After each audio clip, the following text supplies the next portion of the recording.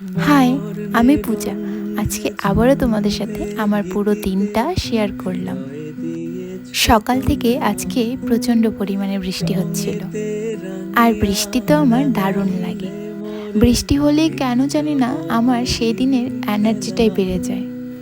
মনে হয় সেদিন আমি সব কাজ এক নিমেষের মধ্যেই করে ফেলবো।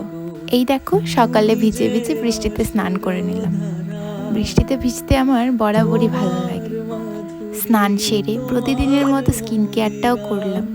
তোমরা হয়তো আমার চুল দেখে ভাববে বৃষ্টিতে ভিজলো, কিন্তু চুল তো ভিজলো না। আসলে তা নয়, আমি মাথার মধ্যে শাওয়ার ক্যাপ পরে বৃষ্টিতে ভিজলাম, কারণ চুলের মধ্যে বৃষ্টির জল পড়লে চুলটা যেন কেমন একটা বাজে স্মেল করে। একেবারেই যে চুল ভিজায়নি তা নয়, আসলে আমার চুল টাওয়াল দিয়ে হালকা মুছলেই শুকিয়ে যায়, কারণ এতটাই পাতলা।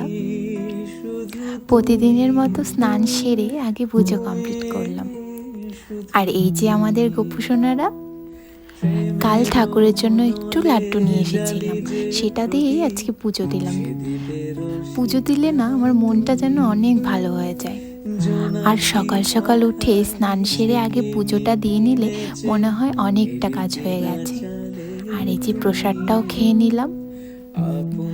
জানো তো, আমার না লাড্ডু খেতে দারুণ লাগে, তাই যখনই ঠাকুরের জন্য প্রসাদ আনি লাড্ডুই আনি।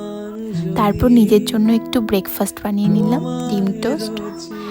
আর ফোন দেখতে দেখতে ব্রেকফাস্টটাও করে নিলাম।